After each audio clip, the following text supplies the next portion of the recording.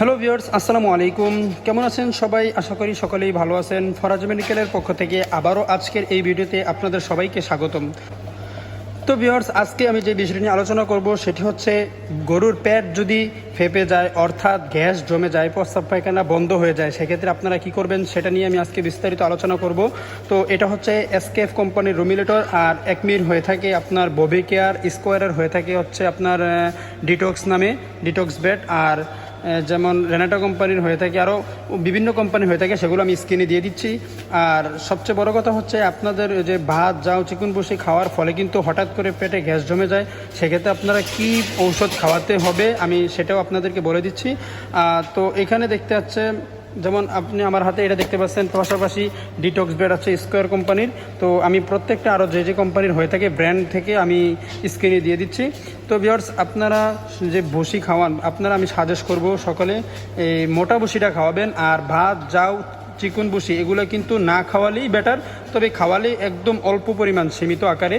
তো ভিউয়ার্স, এগুলো খাওয়ালে কিন্তু আপনাদের গ্যাস হওয়ার সম্ভাবনা একদম থাকবে না। আর এমনিতে সাপ্লিমেন্ট হিসাবে প্রতি মাসে কিন্তু 2 থেকে 3টা আপনারা এটা খাওয়াতে পারেন। এটা কিভাবে খাওয়াবেন আমি সেটাও বলে দিচ্ছি।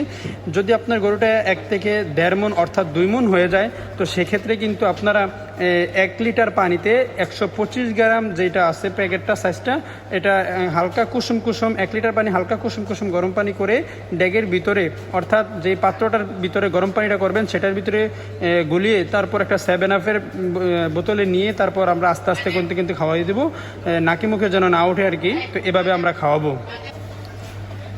তো ভিউয়ার্স, আমি আরও একবার স্মরণ করিয়ে দিতে চাই, আমি আরও একবার রিভিউ করতেছি যে এটা কেন আপনারা খাওয়াবেন বা কি উপকারিতা, আমি কিন্তু আবার একবার বলে দিচ্ছি, আপনারা মনোযোগ সহকারে শুনবেন। তো ভিউয়ার্স, আপনার গবাদি পশু যদি ভাত অথবা চিকুন বসি নর্মালি এগুলো খাওয়ান, বা এগুলো না খাওয়ালেও যদি দেখবেন হঠাৎ করে পেটটা মানে গ্যাসে ফুলে গেছে, অর্থাৎ প্রস্রাব পায়খানা বন্ধ হয়ে গেছে, সেক্ষেত্রে কিন্তু আপনার এটা ইউজ করতে হবে।